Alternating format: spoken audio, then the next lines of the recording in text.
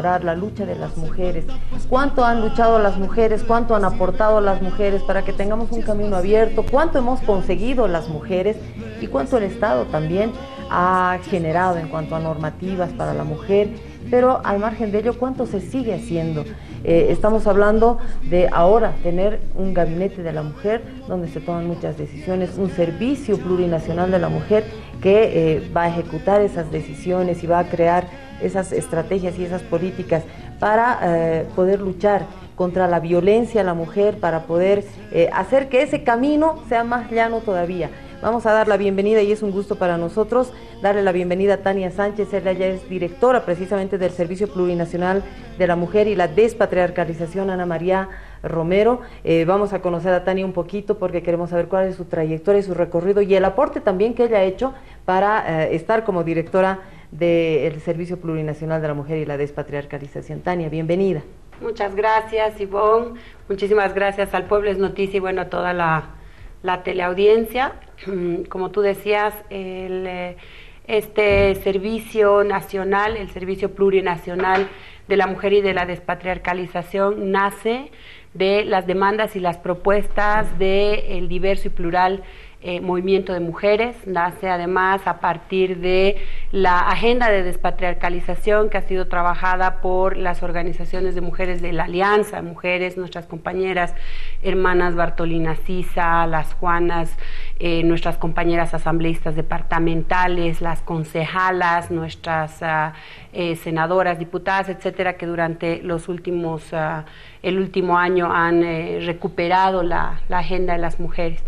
Y bueno, para mí ha sido primero una sorpresa y ahora un desafío muy grande el que me hayan invitado a ser parte del Servicio Plurinacional.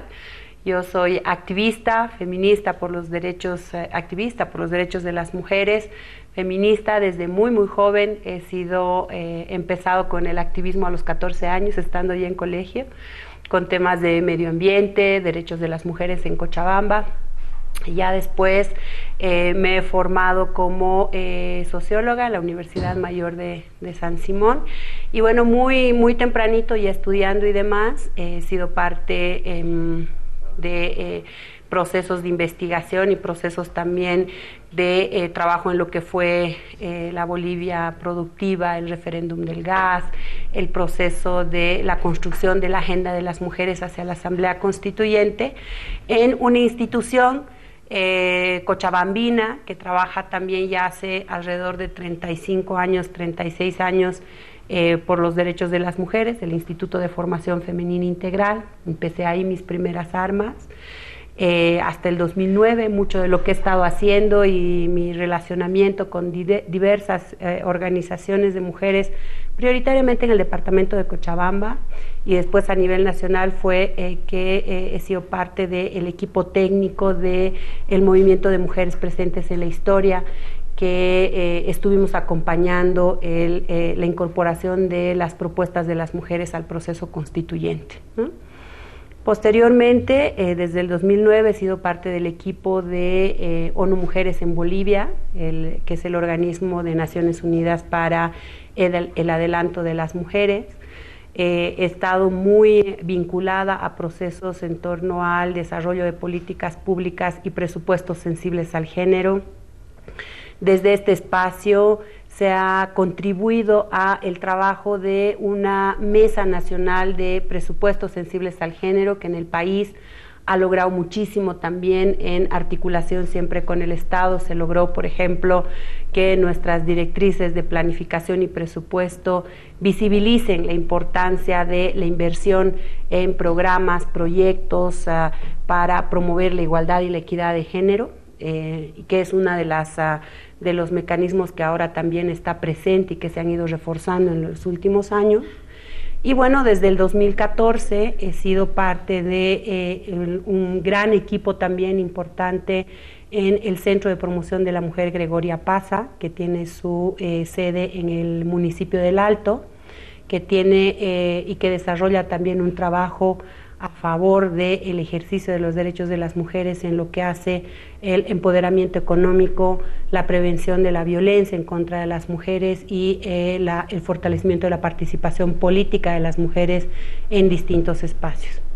Desde los espacios que me ha tocado estar, en los que he estado participando, he sido parte de equipos muy comprometidos con los derechos de las mujeres.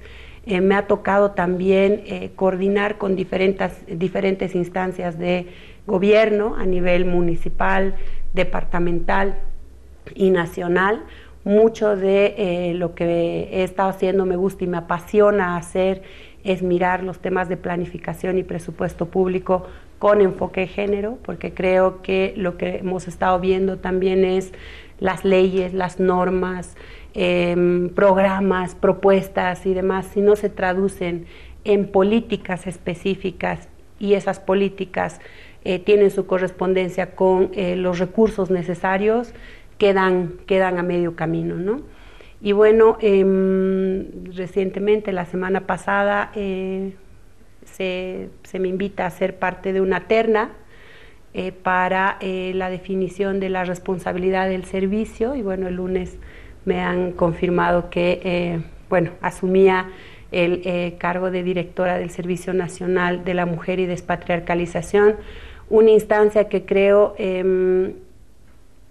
refleja el compromiso del Estado, el compromiso de nuestras autoridades para con las propuestas de las mujeres y de la sociedad, muchísimo más en un proceso en el que se ha avanzado mucho en normas. Somos el segundo país a nivel global con normativa favorable a los derechos de las mujeres. Sin embargo, somos también en Latinoamérica uno de los países con mayores índices de violencia contra las mujeres, embarazos adolescentes, en el tema de las brechas salariales, que es otro tema que hacen también a la prioridad que le ha puesto el presidente el 8 de marzo cuando manifestaba y planteaba las tareas de lo que va a venir desarrollando el servicio en el país, ¿no? Bien, Tania Sánchez, éxitos en todo lo que va a ser el emprendimiento de una tarea tan importante como directora del Servicio Plurinacional de la Mujer y la Despatriarcalización, que lleva un nombre insigno, ¿no?, que es Ana María Romero de Campero, ex defensora del pueblo, ex senadora por el movimiento al socialismo, y que tiene una representatividad muy importante en el país a la hora de hablar de mujeres. Tania, tú ya resumías un poco los hechos trascendentales que se han dado del Estado plurinacional a favor de las mujeres. Indudablemente que hay mucho camino por recorrer. Y una de esas tareas que la mencionaba el presidente el pasado 8 de marzo era acortar la brecha salarial entre hombres y mujeres. Hay hombres que ganan en los mismos niveles, ¿no? Son, no sé, jefes de unidad y ganan un salario mayor al que puede ganar una mujer en el mismo nivel, en la misma tarea que desarrollan. ¿Cuáles van a ser las tareas inmediatas de el Servicio Plurinacional de la Mujer para cortar esos niveles y que hombres y mujeres tengan el equilibrio de ganar lo mismo por el mismo trabajo? Bueno, lo primero que vamos a desarrollar, ya hemos estado implementando, construyendo un plan, es recuperar la información del Instituto Nacional de Estadística. Recientemente han impulsado un informe donde justamente se identifican estas brechas salariales, prácticamente el 36% de la brecha entre lo que gana un hombre y una mujer en distintos cargos, en distintos sectores económicos más que nada. Y creo que es importante visibilizar eso. ¿Cuáles son los sectores donde existen mayores brechas? Porque no es lo mismo, no es igual en todos los sectores. Lo primero que vamos a desarrollar va a ser el análisis de esta información. Ya hemos identificado algunos sectores y de hecho hay algunas propuestas desarrolladas en función de esto.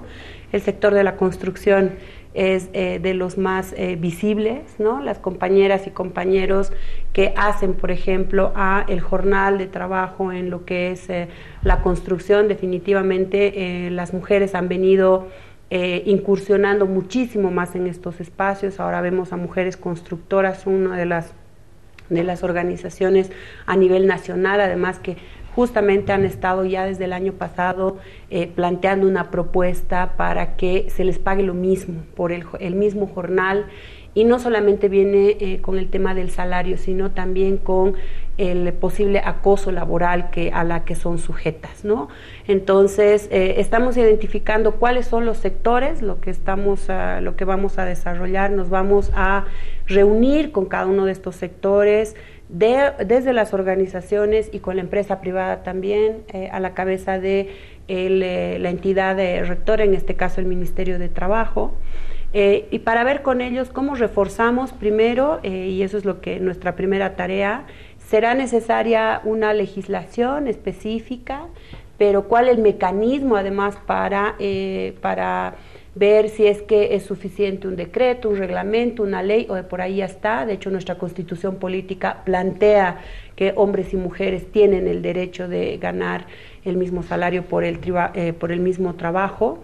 El Estado ha suscrito además una convención internacional al respecto.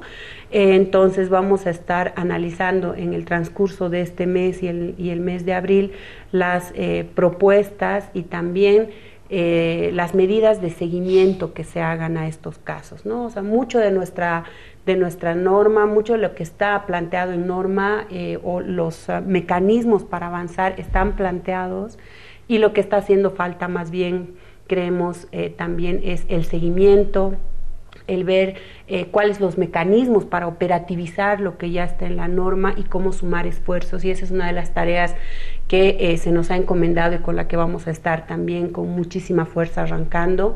El servicio como tal no va a hacer acción directa, no implementa, no ejecuta, ¿no? Hay algunos temas que sí los vamos a estar haciendo en articulación con las organizaciones, pero no se trata de duplicar responsabilidades que ya están o que ya tienen competencia a otras instancias. En el tema de la brecha salarial, por ejemplo, la competencia es del Ministerio de Trabajo, es la instancia rectora, pero nosotras ahí vamos a estar haciendo todo el tema del desarrollo de la propuesta, la negociación, la articulación, la consulta, los espacios de diálogo con los distintos sectores para que esto se pueda implementar desde donde debe implementarse. Lo mismo cuando hablamos de salud sexual y reproductiva. Tenemos un plan nacional de salud sexual y reproductiva, y ahí hay que ver, y no es solamente una acción desde el Ministerio de Educación o el Ministerio de Salud, ¿no es cierto? Porque ahí una de las prioridades y lo que veíamos es que también Bolivia tiene unos índices de embarazo adolescentes muy altos.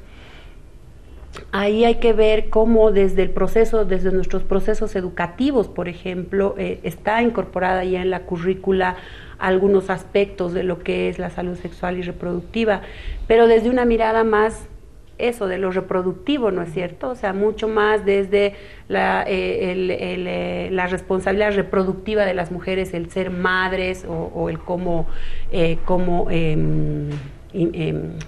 implementar, desarrollar la maternidad, cuando de por ahí es importante trabajar desde el tema de la comunicación, la deconstrucción de los imaginarios sociales sobre el ser madre, sobre el ser padre, pero además el por qué muchas niñas, jóvenes y adolescentes que son madres están siendo no lo son por elección.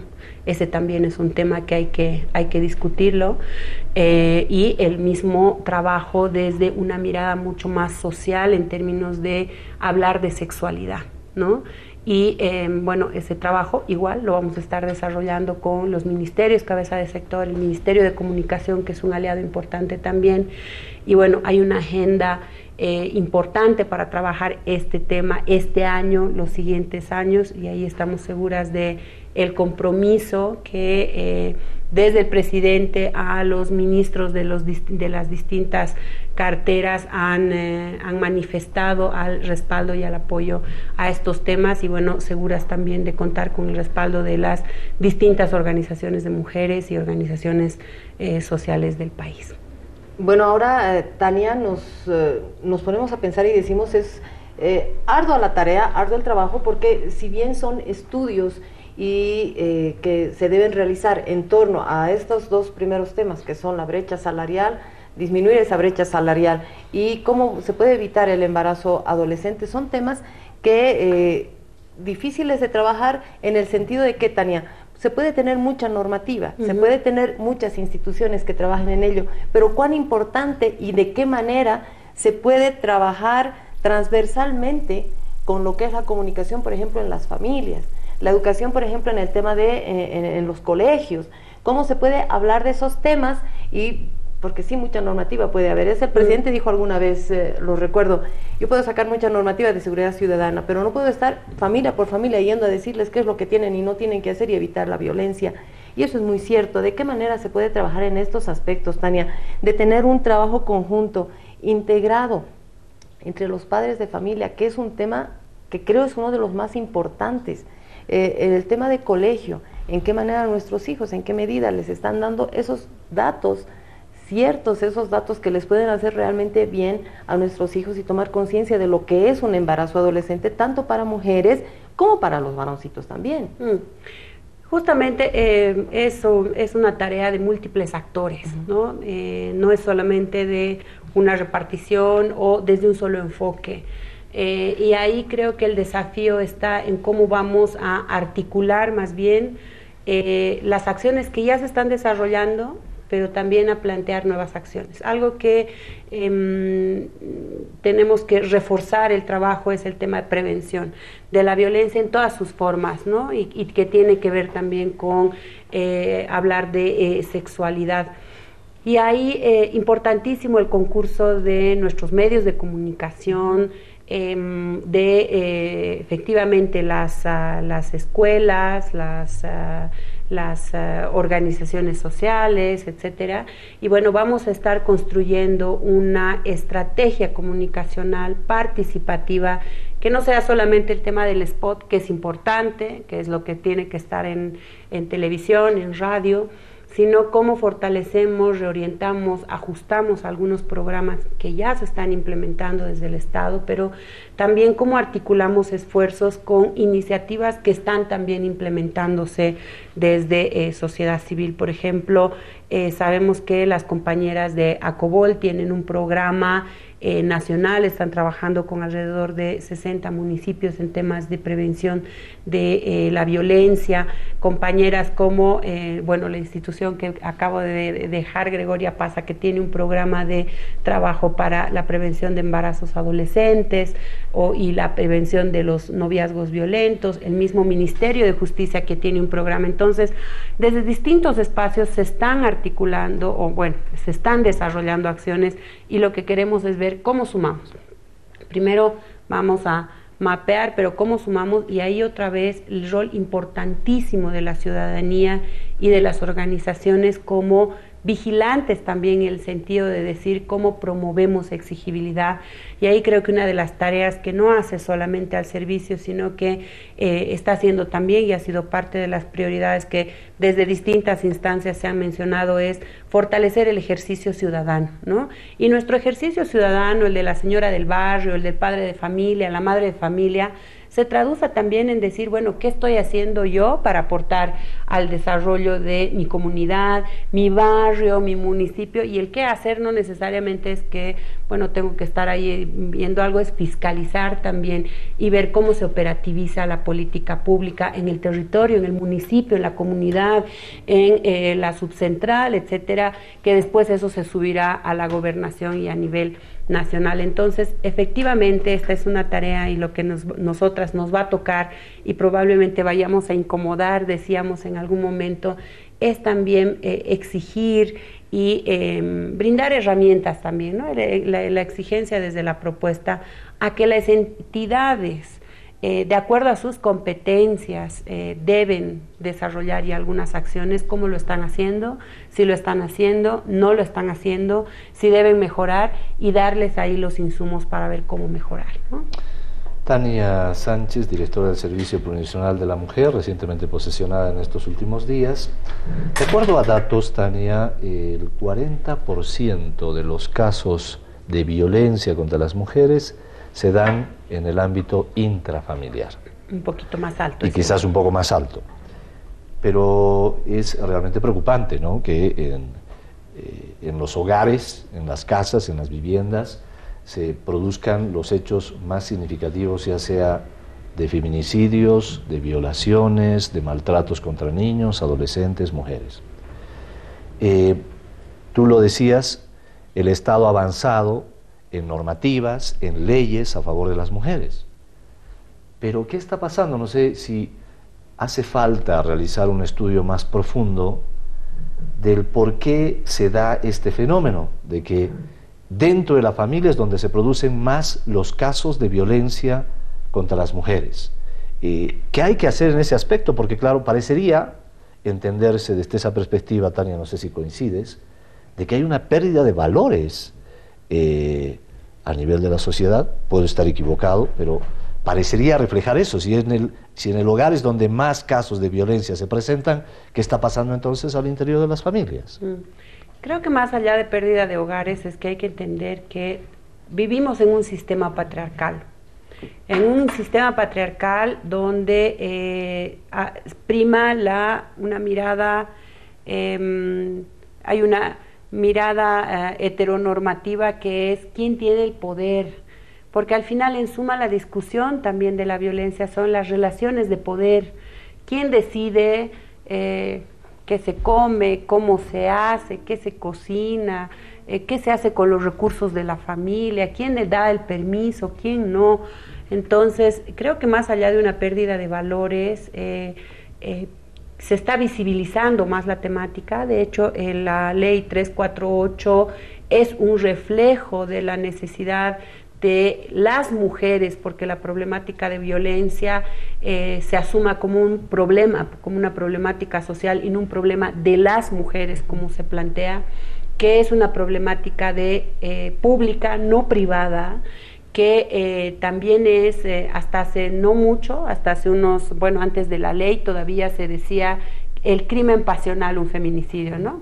Y estaba enojado, perdí facultades, o el clásico estaba borracho, no me acuerdo, perdón, o sí fue solo un exabrupto, pero ya estamos bien. Y muchas veces las mujeres, por la presión social desde distintos espacios, se ven obligadas incluso y por la dependencia económica, la dependencia emocional, a aceptar la violencia como tal, ¿no? Hay varios ejemplos recientes igual en prensa y lo que pasaba y lo que pasa y en algún momento es bueno, déjenle, es mi esposo que se preocupa por mí, por eso reacciona, que eso ahora se traduce, por ejemplo, en el celular cuando los jóvenes piden dame tu clave del celular o la clave del Facebook, es que se preocupa por mí, me quiere y por eso me piden, ¿no? Entonces es la deconstrucción de cómo nos percibimos y cómo percibimos también a las mujeres. O sea, hay todavía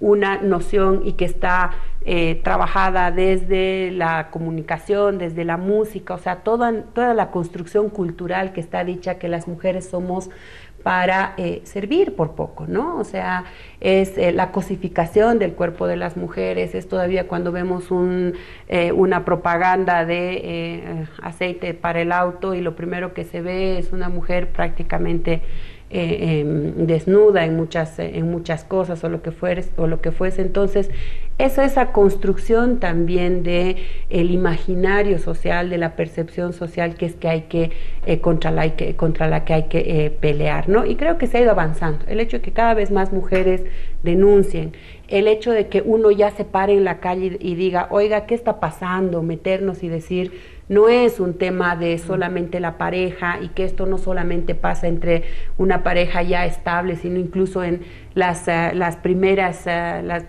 relaciones entre los jóvenes, y el decir, el respeto es lo que prima. Entonces, es importante trabajar con la percepción de la violencia y la no pertenencia. Ni un hombre ni una mujer es la pertenencia del otro, ¿no? Y desde el hecho de los votos matrimoniales, en los votos matrimoniales hay algunos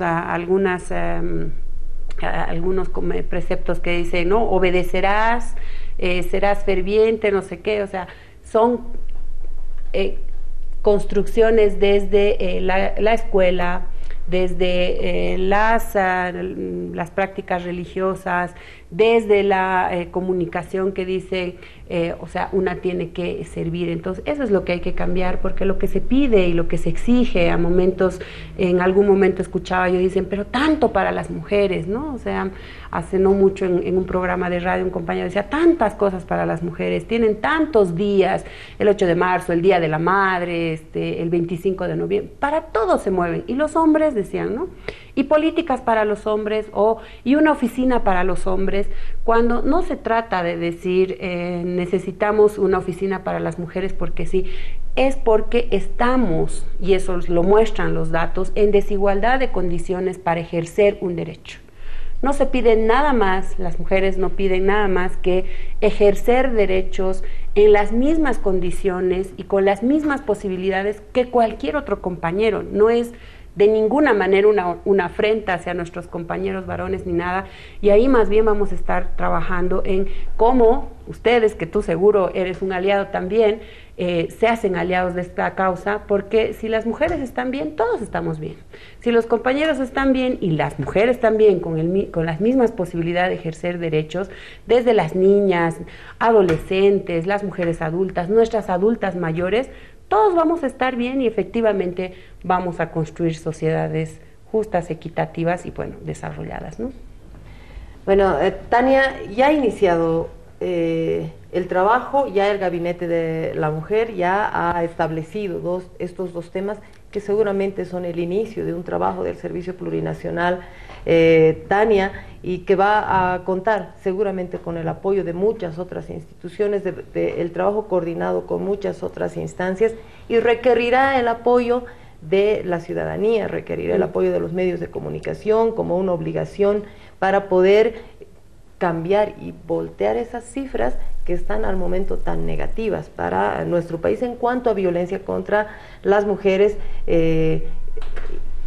Lo reiteramos, la violencia intrafamiliar con un porcentaje mucho más alto que otros, ¿no es cierto? Preocupante además en el tema de los embarazos adolescentes, de qué manera se puede trabajar con otras instituciones, en qué medida tiene el Servicio Plurinacional no el poder, sino la potestad para trabajar transversalmente, y con qué instituciones que tendrían que ver con esto. Justamente yo creo que más allá de en qué medida esa es de las principales acciones y mandatos del Servicio Plurinacional de la Mujer.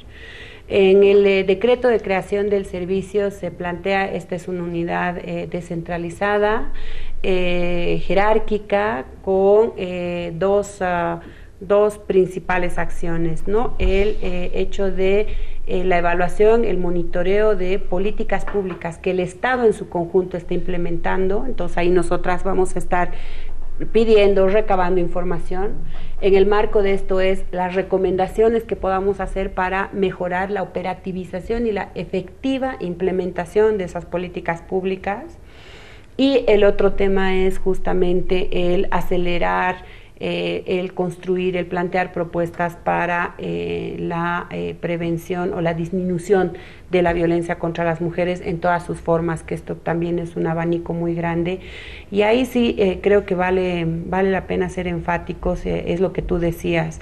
El lugar más inseguro para las mujeres, según la estadística y la misma encuesta que ha sacado el INE recientemente, el 2016, dice que el lugar más inseguro para las mujeres no es ni siquiera la calle, es su casa, ¿no? Y esto nos debe llevar a la reflexión en términos de, efectivamente, no es solamente la norma suficiente, pero sí es importante que la norma se cumpla. Ahí nuestro trabajo va a ser la articulación con Fiscalía, Ministerio Público, las distintas instancias que están responsables de esto, para ver cómo contribuimos a que los casos que se denuncien, por ejemplo, cambien las cifras cuando vemos que en Fiscalía la mayoría, bueno, más o menos el 40% de denuncias que llegan son rechazadas por distintas razones, ¿no? Entonces, el cómo revertimos eso pero también el cómo revertimos en términos de la disminución de los casos que lleguen a estas instancias, porque no deberían haber, no debiese haber violencia en contra en ningún aspecto, ¿no? Entonces, si hay todo el trabajo desde lo que es la estrategia de comunicación, que será una estrategia que incorpore la socialización de la norma, socialización de procesos y bueno, también derechos, el trabajo con nuestros medios de comunicación. Entonces ahí vamos a estar conjuntamente con las organizaciones desarrollando y con los ministerios un plan de trabajo para ver cómo avanzamos en esto, y esperamos realmente mostrar resultados ya de impacto en el mediano y en el corto y mediano plazo en esto que nos estamos planteando, ¿no? Bueno, El Pueblo es Noticia, perdón Iván, El Pueblo es Noticia se se transmite también a través de nuestras redes sociales, ¿no es cierto? En Facebook, por ejemplo, Bolivia TV en línea está transmitiendo en directo, en vivo, la entrevista con Tania Sánchez. Si ustedes quieren hacernos algún comentario, si quieren seguirnos, estamos listos y atentos para escuchar todas esas inquietudes, todas esas interrogantes que ustedes de repente las tienen y que quisieran estar en nuestro lugar ahí para transmitírselas a Tania. Tania, uno de los temas centrales, bueno, para entender que somos chachahuarmi, hombre-mujer, mujer-hombre, el primer concepto, venimos de una mujer, o sea, para estar acá presentes y estar en la vida, disfrutando de esta maravillosa vida, venimos de una mujer. Ese es un precepto incontrastable al momento de tocar este tema. El machismo, Tania, es uno de los elementos que se menciona bastante, ¿no? El machismo. Pero sin no caer en la confrontación, porque ese es el tema central, ¿no? Estamos entre hombres y mujeres. Existe un machismo cierto, evidente, años de machismo en el país, y el fenómeno de la despatriarcalización, ¿no? Que hacernos cada vez entender a los hombres que estamos en las mismas condiciones entre hombres y mujeres. Pero también hay que cambiar ciertos elementos desde el pensamiento de las mujeres, porque en los hogares también se incentiva el machismo. Cuando son niños, las mujeres tienen ciertas tareas y los hombrecitos tienen otras ciertas tareas. Yo creo que ahí hay un elemento que hay que contrastarlo, Tania. No sé cómo se está pensando en ese elemento desde al momento de analizar lo que está sucediendo en los hogares.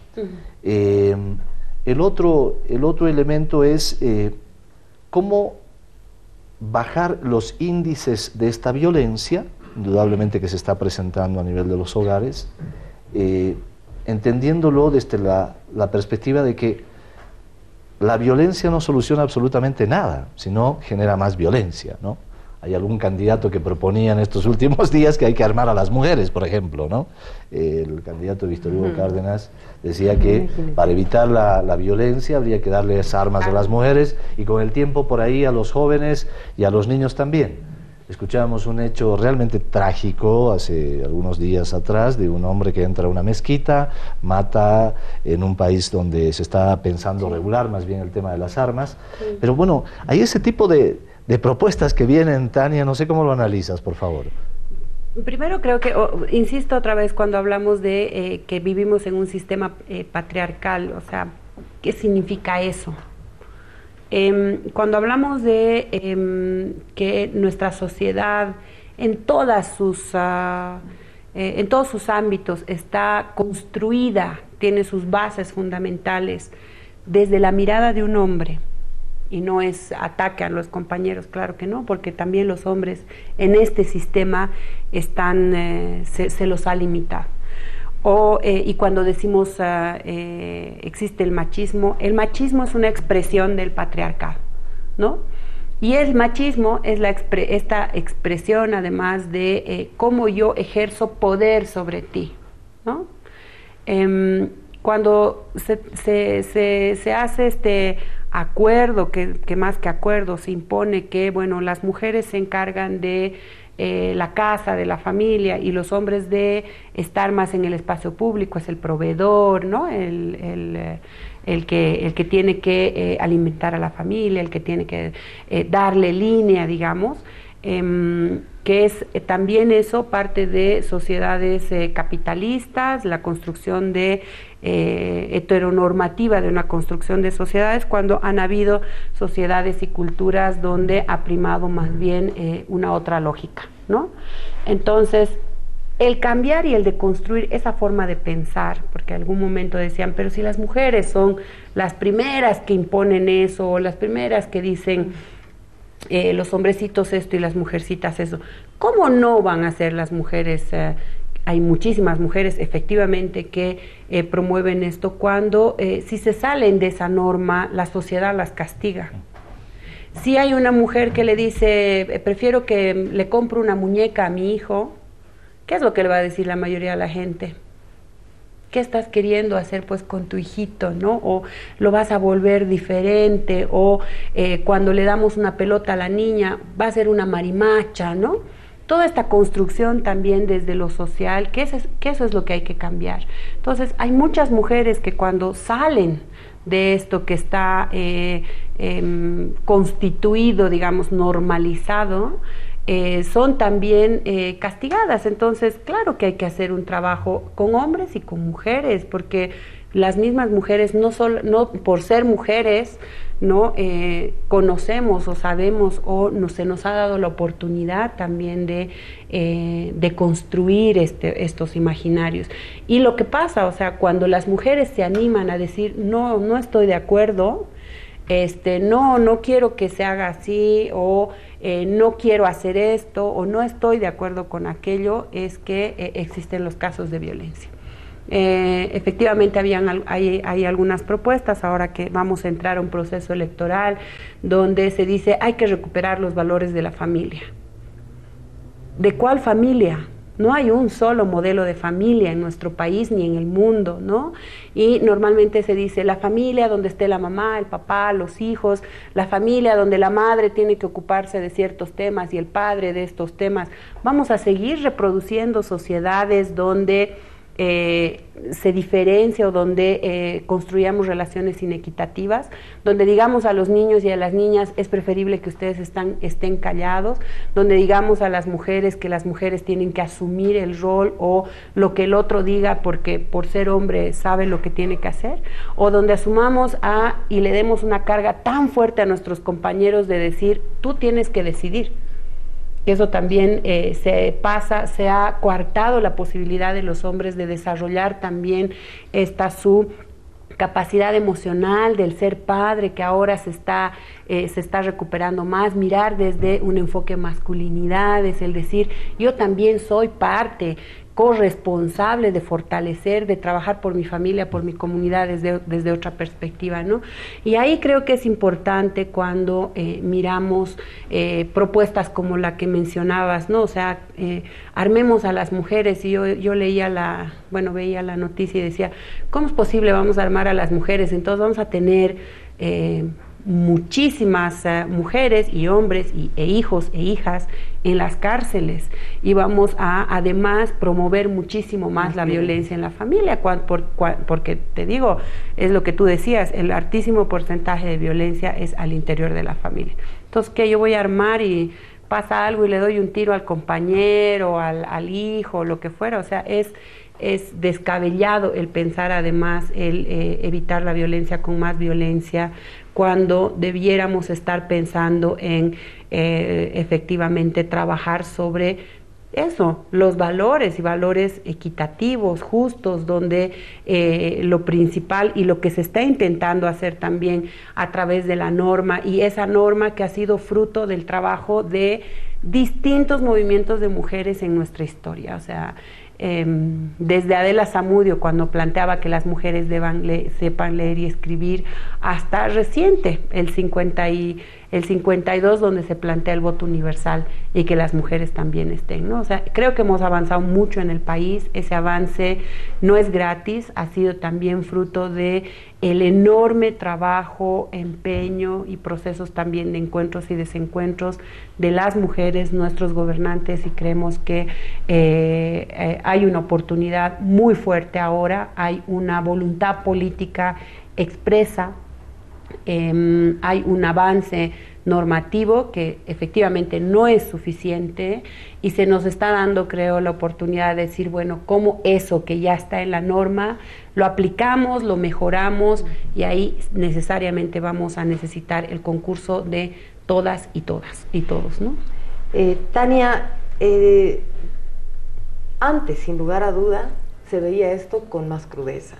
Es decir, sí podemos ver que en las familias antes, sí, las mujeres, seguramente la cifra se ha elevado, seguramente no era tanta la cifra, no era tan alta la cifra. Las mujeres definitivamente se quedaban en la casa, las mujeres deberían acompañar a los hijos, deberían cocinar, deberían hacer las tareas del hogar, y el hombre era el que se encargaba de trabajar y de llevar el dinero a la casa. Esa era como una norma en las familias, Tania. De repente, mi pregunta va por lo siguiente, ¿será que ahora se visibiliza más? Es decir, la cifra se incrementa, porque llega un momento en que la mujer, en esa su lucha constante y en esa su lucha diaria, decide estudiar, decide trabajar, sin dejar de lado, por supuesto, las tareas que tienen que ver con el cuidado de los hijos y demás. Pero en un momento dado, la mujer como que se levanta y entonces ya aporta económicamente. No es solamente el hombre el que aporta económicamente, sino la mujer también. Aporta económicamente. Todo cambio es una revolución y toda revolución genera sus bajas también, antes de llegar a las altas, ¿cierto, claro, Tania? Entonces se visibiliza más ahora esa violencia hacia la mujer, todos esos aspectos, porque ahora la mujer ya denuncia. Es decir, antes era tan cerrada la cosa que tal vez sí había la misma violencia, pero no se denunciaba. De repente no había tanta violencia porque la mujer se callaba y se quedaba en la casa haciendo solamente esas tareas que le habían sido designadas desde sus padres, desde sus abuelos, porque ese es un tema generacional. Entonces, sí, de repente se visibiliza ahora más esto porque la mujer ya denuncia, porque la mujer decide aportar también económicamente, y al aportar económicamente también exigir algunos derechos que le corresponden como mujer en los espacios que tiene. ¿Será que se visibiliza más ahora? ¿Estamos en el punto de plena revolución y de pleno cambio? Ahí, bon, creo que tiene que ver también con nuestros modelos económicos, porque las mujeres no es que recién ahora ingresan a un espacio donde aportan económicamente, siempre hemos aportado económicamente, siempre. El cocinar, lavar, planchar, hacer la comida, las tareas, eso es trabajo. Pero no era visibilizado de esa manera. Efectivamente, no estaba visibilizado, pero es trabajo, y es un trabajo que más o menos en los países es entre el 10-15% del PIB, del Producto Interno Bruto. Y por eso es que se piden las encuestas de hogares, por ejemplo, ¿no? Las encuestas de uso del tiempo.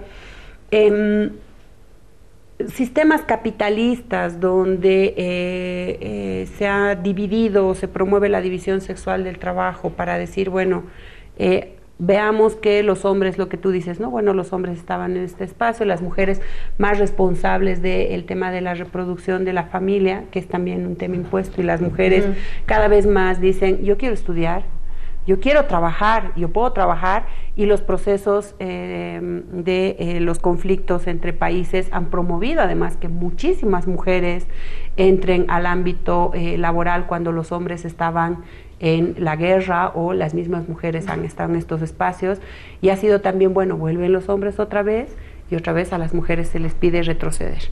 Y las mujeres ahí dicen, ¿pero por qué? Yo también puedo trabajar, yo también quiero estudiar, y el trabajo de casa se tiene que compartir, porque no es solamente la responsabilidad de una.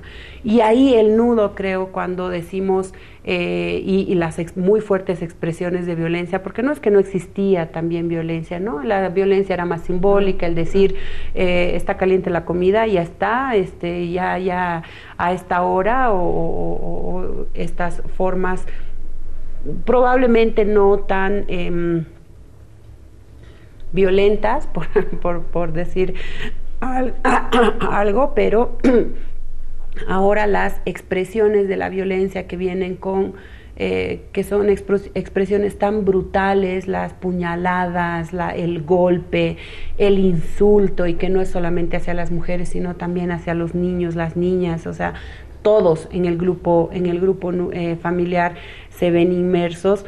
Efectivamente es también porque cada vez más mujeres dicen, yo no quiero solamente hacer esto, y porque el mismo mercado ahora nos exige, o sea, hay muy pocas familias en las que con un solo salario se pueden mantener, ¿no?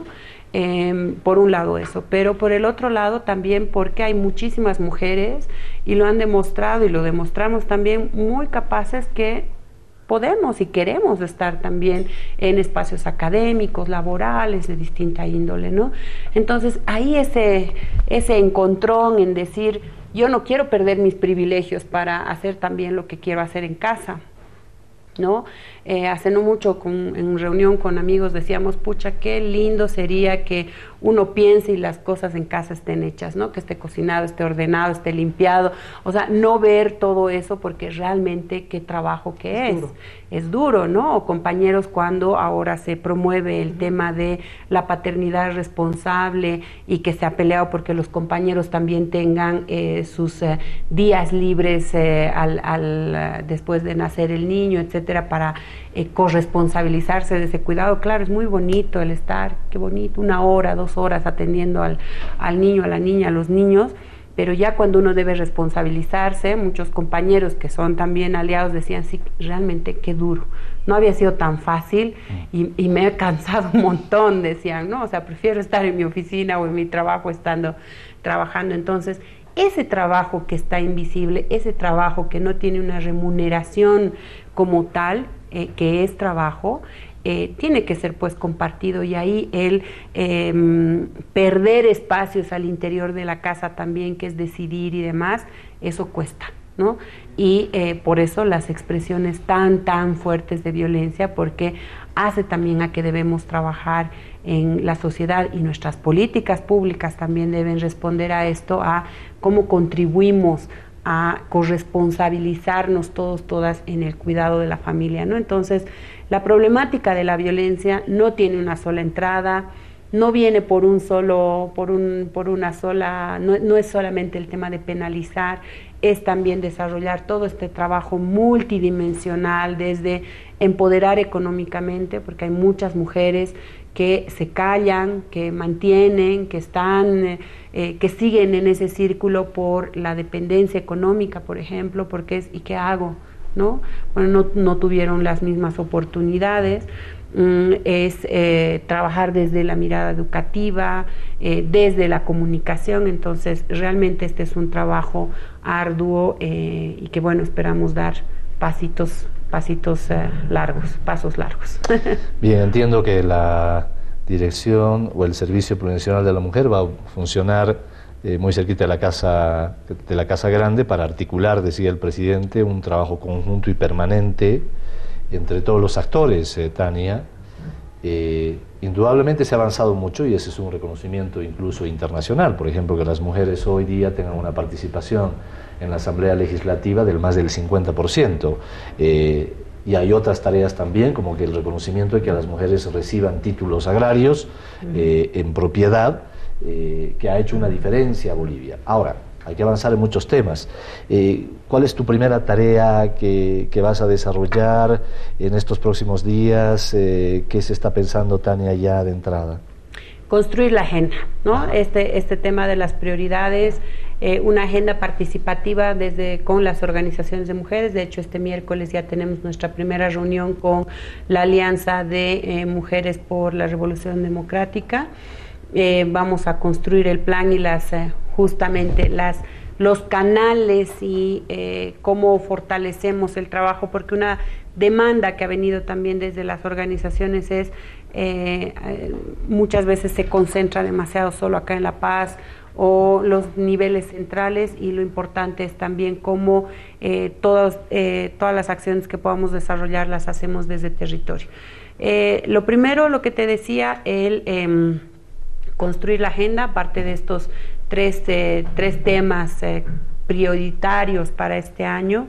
Hay una serie de tareas que nos estamos poniendo desde la desde el servicio, el tema de la propuesta de cómo hacemos para reducir las brechas salariales, identificando cuáles sectores. Esa es una de nuestras primeras tareas. Ahí ya hemos avanzado con haciendo contacto con algunas compañeras del sindicato de constructoras. Hay una propuesta de ley que ellas ya la estaban trabajando el año pasado, entonces ahí vamos a ver el tema de la factibilidad, identificar cuáles otros sectores. Con las concejalas también se está haciendo un trabajo para esto. Esperamos en ese tema tener resultados, si es que todo nos va bien, para el 1 de mayo.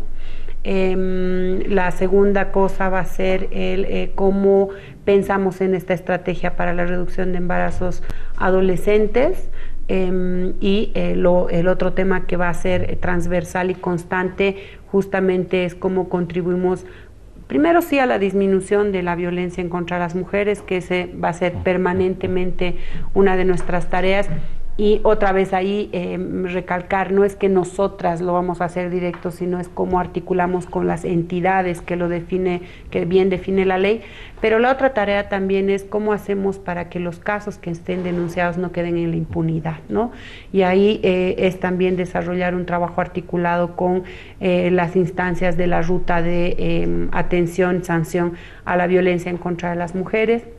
Vamos a estar apoyando en casos emblemáticos, estos casos tan difíciles y complejos, más como facilitadoras. Y bueno, el trabajo también que se nos ha planteado va a ser el fortalecimiento de las organizaciones para que ellas también puedan hacer seguimiento y control social en los territorios, y no solamente las compañeras, sino también compañeros que tenemos aliados, y bueno, ir sumando aliados en el territorio. Bueno, ya una vez que decimos que estamos en redes, ya nos empieza a escribir la gente.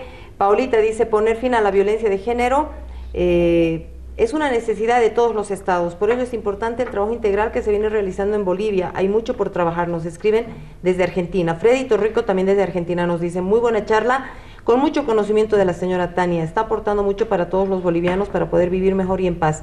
Tiene que cambiar la mentalidad de ambos por el bien de las familias, dice. Y es bueno que la gente vaya escribiéndonos y vaya dándonos a conocer sus puntos de vista, porque de esa manera es que se puede ir trabajando en coordinación con la sociedad también. Demetrio Boyán dice: importante el tema de la corresponsabilidad, una tarea de todos. De los casos denunciados, de los casos que se ha hecho una denuncia formal, Tania, sabemos que hay muy poca sentencia. También el Servicio Plurinacional va a trabajar en esta medida, es decir, va a ir, no sé, como controlando, fiscalizando el trabajo también del Ministerio Público, de la Justicia, para poder dar celeridad a estas denuncias. Sí, una de las tareas que se nos ha encomendado, y lo que les decía, ¿no?, el tema del seguimiento. La Defensoría del Pueblo justo hace unas 2-3 semanas sacaba un informe sobre la implementación de la Ley 348, ¿no? Cuáles los vacíos, y existen varias organizaciones de mujeres, la Alianza Libre Sin Violencia, la Comunidad de Derechos Humanos, Gregoria Pasa, que han estado haciendo estudios sobre cuáles los nudos de botella para la implementación, la aplicación efectiva de la ley, ¿no? Y en estos estudios algo que nos alarmaba, y creo que es justo en estas semanas se está discutiendo también en la Asamblea cómo corregimos estos hechos, era que alrededor del 50% de los casos que llegan a Fiscalía en una primera instancia son rechazados. Del total de casos que se reportan, más o menos el 1% llegan a sentencia. ¿Qué está pasando en ese interín? Si bien nuestra acción no es nosotras hacer la denuncia, ir, acompañar, etcétera, sí nuestra tarea es ver qué pasa en ese ciclo, y ahí sí queremos contribuir. Y esa tarea, sumada a la tarea que el Ministerio de Justicia está haciendo, el ministro ha comprometido también todo el apoyo, y es parte de sus prioridades, lo que nos ha comentado, por eso los distintos servicios también que se han ido implementando. Pero ahí es ver cómo fortalecemos la ley corta que se está tratando y que nuestras compañeras senadoras y diputadas han estado estos días en redes, qué es lo que va a promover y qué es lo que va a proponer, y el mismo Ministerio de Gobierno. Se habían identificado falencias en la implementación de la ley, el hecho de que existen funcionarios que no conocen necesariamente normativa o cómo mejorar el trato a las mujeres que van y denuncian, no revictimizarlas, pero cómo fortalecer también el hecho de que en la investigación o en la formulación del caso esté bien argumentado para que no sea rechazado después por los jueces y demás. Se están desarrollando un paquete de medidas para superar esos temas que ya se han identificado, ¿no? El decreto que se va a implementar y que ha sido propuesto por el Ministerio de Gobierno para el fortalecimiento de la FELCB, el hecho de que no haya una alta rotación de los funcionarios, que cada año cambiaban los funcionarios, y eso limita también el tema de la especialización, se va a cambiar. El que haya un sistema de alerta temprana, que es una aplicación que una va a poder bajarse y esté donde esté, tocar la aplicación y se va a georreferenciar a ver dónde está. El incremento de funcionarios de la FELCB. O sea, hay una serie de medidas que ya se van a poner en marcha, y por otro lado también este tema de la disminución de los tiempos procesales y el proceso judicial, ¿no? Que es la ley corta que se va a estar discutiendo estas dos siguientes semanas, esperemos que en el mes de marzo ya se implemente esto, recuperando también experiencias y recuperando ya estudios que se han desarrollado para ver cómo mejorar la atención de casos y subir esa cifra en términos de las denuncias que llegan a Fiscalía, al Ministerio Público y a los jueces y fiscales, ¿no? El fortalecer, por ejemplo, los juzgados de violencia. Ustedes saben que existen juzgados de violencia y transparencia. Se está analizando el tema de que estos juzgados sean especiales para el tema de la violencia contra las mujeres, pero que además no estén limitados, ¿no? Porque hay todavía entre 16 y 20 juzgados en el país, no son suficientes, y algo que dentro de la norma se está haciendo es que cualquier juzgado en el país va a poder también atender y derivar este caso, ¿no? Lo mismo el tema de las medidas cautelares, muchos de los casos que han llegado a feminicidio o a casos de violencia extrema es porque no ha habido una pronta respuesta para dar medidas cautelares a las mujeres.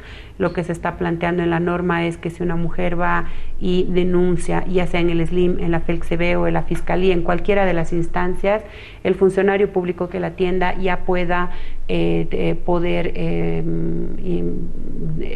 pedir las medidas cautelares al momento, sin necesidad de que eso llegue al juzgado, para que después ya eso se refuerce, ¿no? Entonces, sí se están haciendo, por un lado, mejoras a nuestra legislación para dar mayor celeridad a la defensa y precautelar la vida de las mujeres y las familias, y que efectivamente la otra tarea va a ser el trabajar con los funcionarios públicos de cada una de estas instancias para que puedan dar una respuesta efectiva, ¿no? Entonces, nuestra tarea otra vez va a ser el cómo articulamos, cómo fortalecemos, y efectivamente vamos a hacer seguimiento a cómo esto se está implementando. Esperamos al menos cada 3 meses o 6 meses estar sacando información para que cualquier ciudadano o ciudadana sepa qué se está haciendo desde las distintas instancias del Estado en cada una de las materias que hacen el ejercicio de los derechos.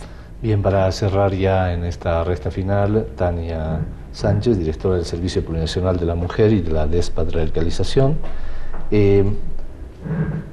¿Cuánta importancia le está dando, tu criterio, el presidente Evo Morales al tema de las mujeres? Creo que más allá de mi criterio es lo que él mismo ha dicho y en sus palabras, lo que ha manifestado el 8 de marzo, y la respuesta también y el apoyo que estamos teniendo desde el Ministerio de la Presidencia por poner en marcha la oficina, el Ministerio de Justicia, el Ministerio de Comunicación, y creo que es una oportunidad. El presidente ha visibilizado y creo que cuando mencionaba que no podemos seguir escuchando, y él mismo decía, escucho los casos de violencia en los medios de comunicación, no podemos seguir así, hay que cambiar el chip, decía él, y parte de lo que nos está encomendando también es esos temas visibles de violencia que sufren las mujeres, el acortar y el desarrollar acciones que aceleren el ejercicio de los derechos de las mujeres, el que se haya puesto en marcha un servicio nacional jerarquizado, además con la posibilidad también de tener contacto directo con ministerios, y no solamente ministerios, sino con entidades territoriales y otras, nos pone en una muy buena posición para articular lo que tú decías, Ivonne, ¿no? El hecho de no solamente pedir información a cada una de las instancias de nuestro Estado, sino tener también la potestad para hacer observaciones y para hacer sugerencias. Creo que se ha puesto, y el presidente así lo ha mencionado, es una de las prioridades, y nos tocará, y ahí el desafío también, cómo desarrollamos propuestas que efectivamente se implementen, ¿no? Desde mi militancia en los derechos de las mujeres, por los derechos de las mujeres, y desde las organizaciones sociales, entre los 15, 18 años de trabajo que vengo desarrollando en este campo, siempre me ha tocado estar al otro lado, ¿no? Pidiendo que el Estado responda a estas propuestas que hemos venido desarrollando las organizaciones de mujeres. Creo que hay una muy fuerte representación también de los movimientos de mujeres en el país, y ahora, bueno, se nos ha dado el desafío de decir, bueno, ahora es otra cosa con guitarra, ¿no es cierto? Una cosa es estar a este lado, y espero, la verdad, el responder a esto, y no solamente yo, ¿no? Creo que la alianza que existe con las compañeras de Bartolina Sisa, las constructoras, las trabajadoras, concejalas, asambleístas, movimientos de mujeres de sociedad civil, etcétera, que hay propuestas ahí desarrolladas también, y el ver cómo estas se pueden analizar, canalizar, mejorar, etcétera, nos pone en un desafío, y creo que las puertas están abiertas. Hay una prioridad. En estos días también así se nos ha mostrado al momento de estar instalando la oficina. Vamos a estar, como decías, en el Palacio Quemado. Ya nos han venido a visitar muchísimas compañeras pidiendo ayuda, respaldo. Ahí los compañeros en la puerta del Palacio nos decían, ¿y cuál es esta oficina y qué es lo que va a hacer? Y dennos información también para poder nosotros orientar. Nos está tocando el poner en marcha la oficina. Esperamos pronto también tener las representaciones departamentales, y bueno, creo que qué mejor demostración y del compromiso político, y no solamente la voluntad del presidente y de nuestros ministros en el apoyo que están dando al servicio para que ya arranque con todas las condiciones, ¿no? Muy bien, ya para cerrar, Brígida Callejas nos escribe: no es una responsabilidad solamente de la mujer, sino también del hombre. Prevención debe ser hombre y mujer, de la familia y comunidad. No se puede desconocer la familia en nuestra sociedad, dice. Y Mauricio Rodríguez Leigue, desde el Beni, dice: los avances en pro de los derechos de la mujer son producto de su propia lucha, y ahora más que nunca en Bolivia ellas tienen voz y se las escucha. Faltan muchos cambios por recorrer, pero la senda ya está trazada. Fuerza, dicen desde el Beni. Paulita pregunta: me gustaría saber qué pasa con el uso de los protocolos desde los diferentes dispositivos institucionales. Ya para finalizar rapidito, Tania.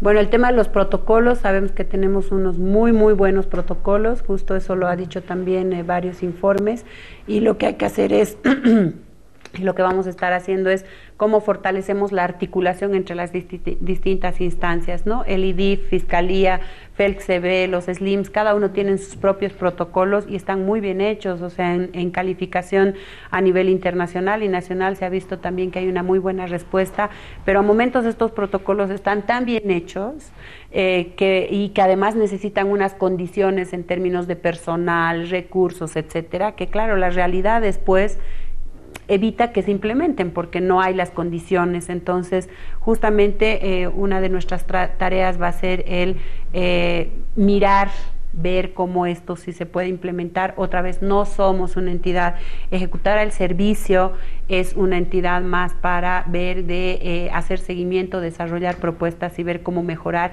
lo que se está haciendo desde el Estado y ver qué nos está faltando, ¿no? El desarrollo de las propuestas para implementar esto, siempre en articulación y coordinación con nuestras autoridades, con los responsables de operativizar la norma. Es importante ahí el fortalecer la participación de las organizaciones sociales en el proceso de seguimiento, exigibilidad y propuesta. Tania Sánchez, muchas gracias por habernos visitado en el programa. Muchísimas gracias a ustedes. No va a ser la primera vez, esperamos pues estar seguido mostrando resultados. Gracias, Tania, éxitos. Bien, será hasta la próxima semana. Gracias por acompañarnos y que tengan un resto de domingo de lo mejor en familia y compartiendo con ustedes quienes hayan elegido. Un abrazo, hasta la próxima. Gracias. Por cantar, no hace falta pues cantar. ¿De qué sirve buena voz si es vacía tu canción? Para mi querida Sudamérica y para mi amada Bolivia, ahí se va la primera.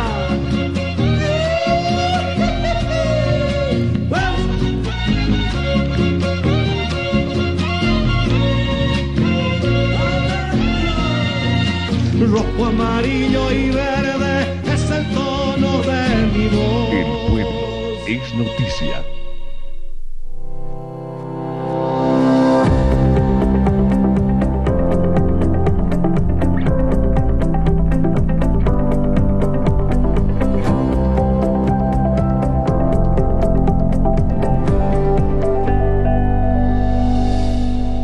Bolivia TV.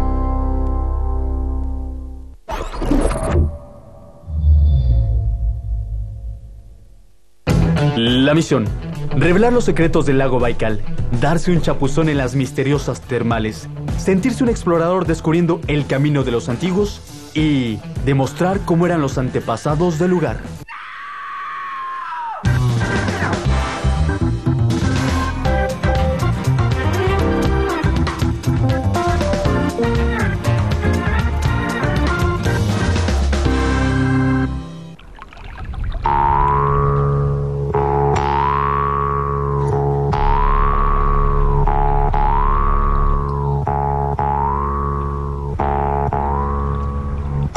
Eric, te estaba esperando.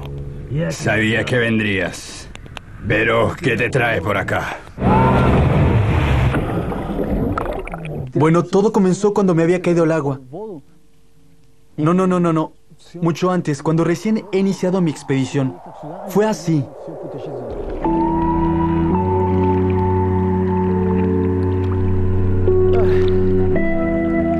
Pues he venido al lago Baikal, el lago más grande del mundo. Me habían hablado mucho sobre la belleza de este lugar, pero hasta la fecha no me ha impresionado, así que digas, wow, pues no. Pero vamos llegando, vamos a ver qué nos espera más adelante.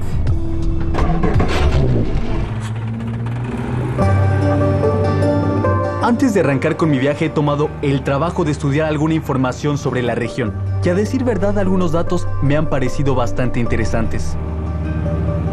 El lago Baikal se encuentra en el sur de Siberia del Este, en la frontera de la región de Irkutsk y Buriatia. Su edad es de 25 millones de años aproximadamente. Por todos lados está rodeado por las montañas, y como estamos en la primer mitad del verano, la mayor parte de ellas están cubiertas de nieve todavía. Qué hermosa agua, está cristalina. La mayor profundidad del lago Baikal es de 1600 metros. La profundidad promedio es de 750. Es increíble. La verdad sí que está tomando forma, se está poniendo muy bonito, ¿eh? Pero la razón principal por la que he venido aquí no es por la belleza del lugar, sino por algunos mitos que se creen que hay por aquí. Pero la que más me ha impresionado es aquella que habla sobre el hombre de las nieves. Yo, la verdad, no creo que exista, pero vamos a ver qué onda. Me pregunto, ¿por qué siempre me meto en este tipo de desafíos? ¿Por qué simplemente no puedo disfrutar de la naturaleza que me rodea?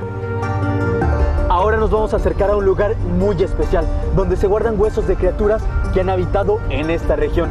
¿Quién sabe? Quizá encontremos aquello que andamos buscando.